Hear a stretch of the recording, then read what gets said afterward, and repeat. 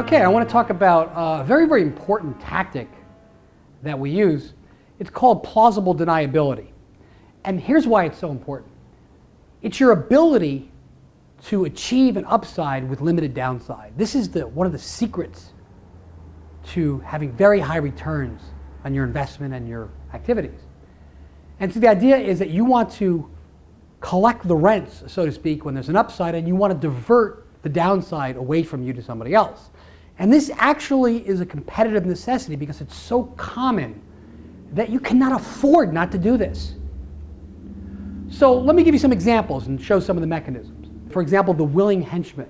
And one classic example, we've seen it in the movies all the time, is where you have a mob boss who has a problem with a guy named Joey. So he says to his henchman, "That guy Joey's a pain." That's all he has to say. Plausible deniability. Joey, his henchman, knows exactly what the mob boss wants him to do. And if he's going to take care of the problem, and if he gets caught, he can't really prove that the mob boss asked him to do that. That's plausible deniability. And that sort of model is used very, very often in the corporate world. And let me give you an example of how that's used, but typically it's an unwilling henchman. The idea is get somebody to take a liability without realizing it. And let me give you one particular example. We work with some folks where they had some liability around some of their components catching fire, so the CEO put in a program to prevent these components from catching fire. He set a budget, and it was very unrealistic because he didn't want to spend the money. His objective was to protect himself against liability. And so what he did was he passed that requirement on to his unwilling henchman, who knew that it was not reasonable, but wasn't really sure, so he passed it on down the chain. And pretty soon people in the chain realized this is not feasible. But again, remember, we've used shame and guilt and fear tactics to force people to accept responsibility for things that are not reasonable. So instead of somebody telling you, we don't have enough budget for it, they take on that responsibility. They tell you they can do it. If they don't tell you, somebody else will, because they're all competing to get to the top of that pyramid. We've achieved plausible deniability. It's natural in the system. So what often happens is some of the lower level peoples in the pyramid, they know it's totally unreasonable, but they have been conditioned over and over and over again to feel like they cannot do anything about it. They feel like management is stupid. But the truth, in very Jungian terms, is exactly the opposite. Management is brilliant. This system works at creating great returns for people. It has been honed over hundreds of years. Another effective tactic is to create a sense of urgency. If you create a crisis, then you could always claim that you didn't have time to really think about the problem. You were more concerned with solving the crisis. Another thing you need to do is make sure the trail doesn't lead to you. Ask for very limited information. Bring as many other people as you can into the fold so you can kind of spread the blame out. Make it as complicated as possible.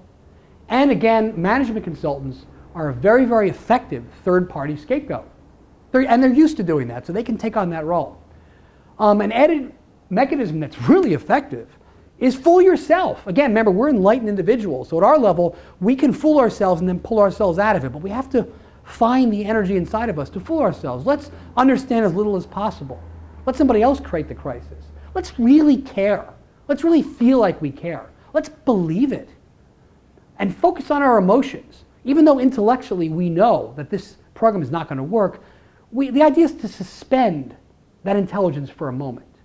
And let me give you some other examples. One is backups. We run into this all the time where if you ask somebody to back up a system, most people don't check the backup. They don't actually restore the backup to make sure that it's going to work. And why is that? Well, it's actually quite simple. They're being asked to do the backup, and they're being evaluated on how quickly they can do it. They're not being evaluated on their ability to restore that backup. And so they can always claim they didn't know, even though it's pretty obvious that a backup is not worth it without a restore. Those kind of things. That's a simple example, but we have much more complicated examples. For example, bailout funds, relief funds, things like that. We've created a crisis, and it's so complicated, it's not our fault if something went wrong. And it's a great way to really get that upside without that downside. So in summary, when we're controlling the pyramid, remember, it's a competitive necessity. We can sit here and argue till the cows come home about whether or not this is right or whether or not this is moral. But the bottom line is that if you don't do it, you cannot compete.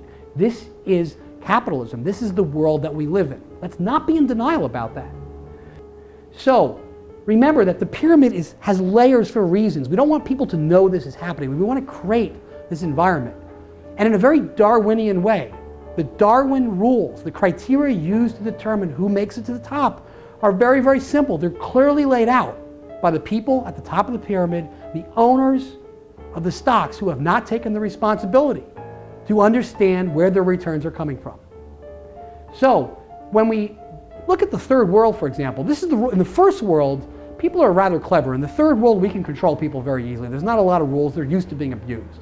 But here in the United States and in the first world, we really need to be much more clever and much more subtle. In the third world, generally what we do, for example, is we just hire third-party managers. So for example, the issue of sweatshops is a very, very hot topic. And the way that we deal with that issue is we know we need to actually employ sweatshops because other people are doing it, and it's, again, a competitive necessity. But how do we, again, get the upside of driving down our costs while diverting the liability in case we get caught? Well, we basically hire somebody who lives in the third world and let them worry about it. If they get busted, then we just blame it on them. We didn't know. So the idea is to really create that wall between you, and it's a very, very effective tactic to get the returns that you need.